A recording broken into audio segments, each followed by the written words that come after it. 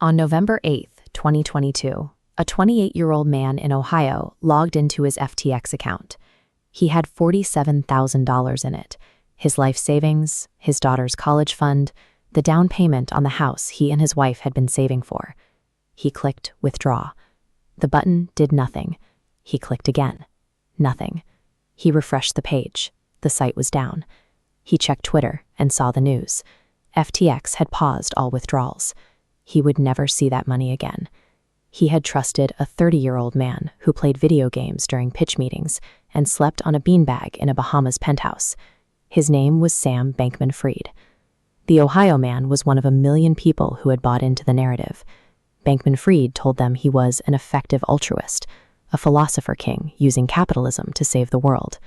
By the time the servers froze, he had taken $8.7 billion. This was a calculated, systemic robbery. Every missing dollar was moved in ways the public was never intended to see. The architecture of that robbery began in 2010 at a 5-week summer math camp at Mount Holyoke College. There, an 18-year-old Sam Bankman-Fried met Gary Wang, a quiet, brilliant programmer. The two reunited at MIT. They joined the same co-ed fraternity, Epsilon Theta.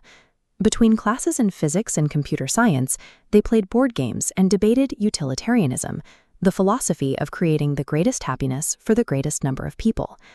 In 2013, Bankman-Fried took an internship at Jane Street Capital, a quantitative trading firm. He learned the mechanics of arbitrage, buying an asset cheap in one market and selling it high in another.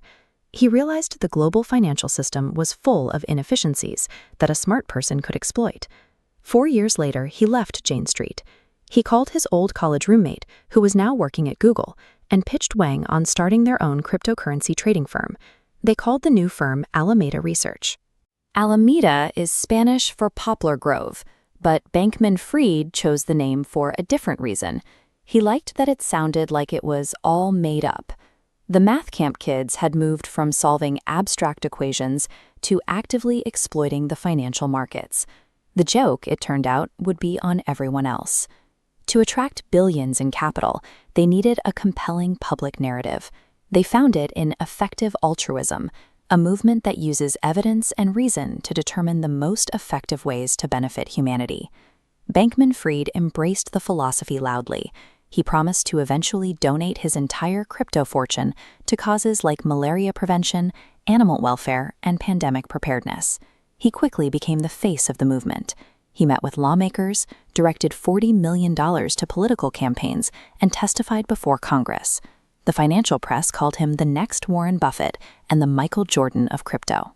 But behind the pristine public relations, the operation was run out of a $30 million luxury penthouse in the Bahamas.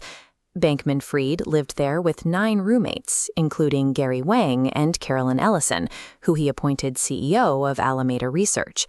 They were an insular group of colleagues, close friends, and sometimes lovers. Another key member of this inner circle was Nishad Singh, an engineer Bankman-Fried recruited to help build out their rapidly expanding crypto exchange, FTX. The philanthropic narrative worked. It secured the trust of 1 million people, whose deposits flowed into a system managed by an increasingly insular group of friends. The mechanism for this theft was hard-coded into the exchange itself. When Gary Wang built FTX, his job was to translate Bankman-Fried's vision into computer architecture.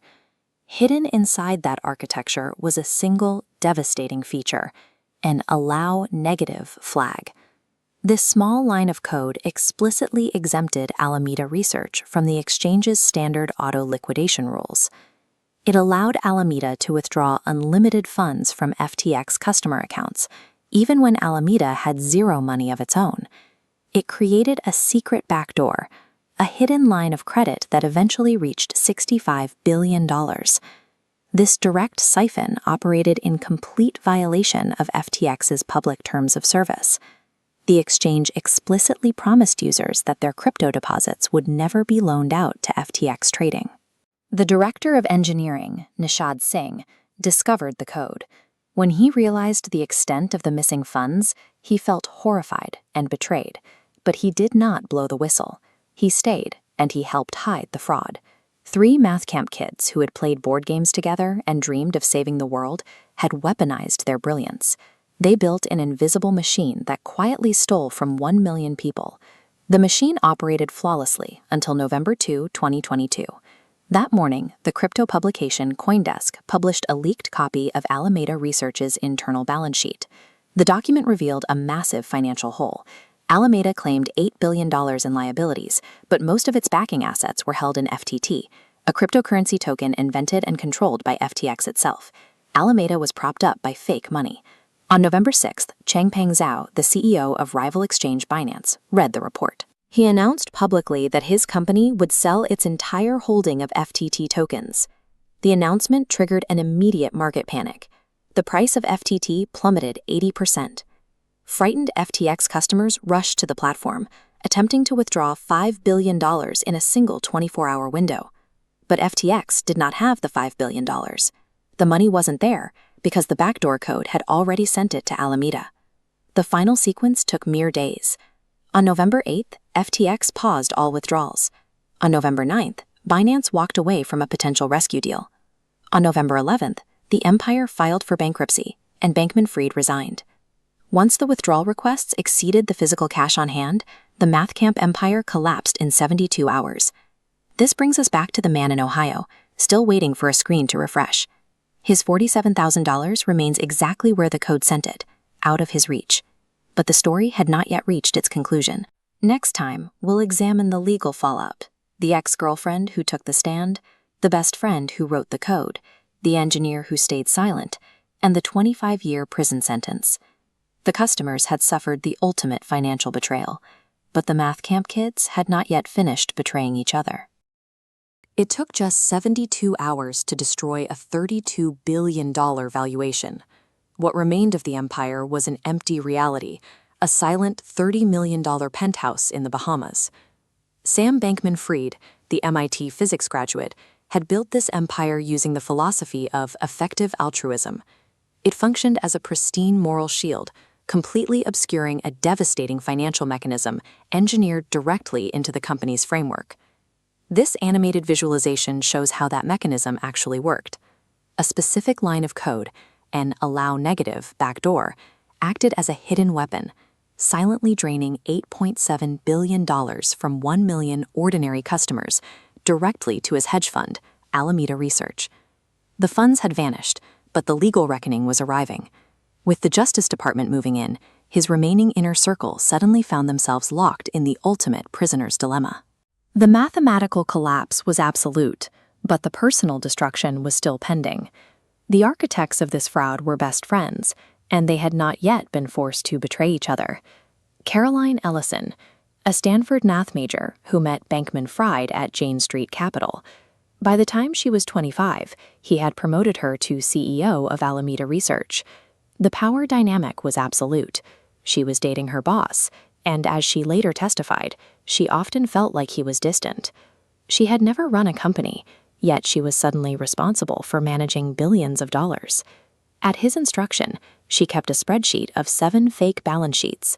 She sent this dishonest financial information to lenders, actively hiding Alameda's insolvency and the reality that their FTT token was essentially worthless.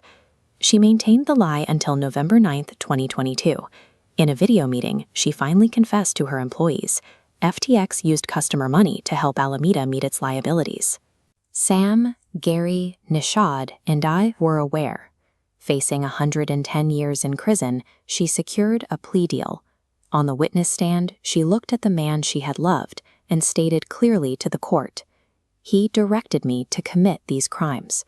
A relationship built on mathematical alignment, ultimately dismantled by the undeniable gravity of $8 billion in stolen money.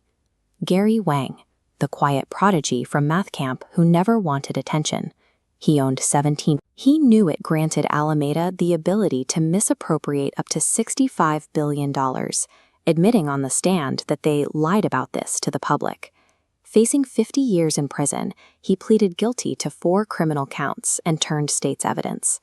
The silent architect who wrote the code that stole the money, taking the stand against his oldest friend, the visionary who asked him to build the weapon in the first place, Nishad Singh, the director of engineering, a devoted, effective altruist who genuinely believed the company's mission was to maximize global good.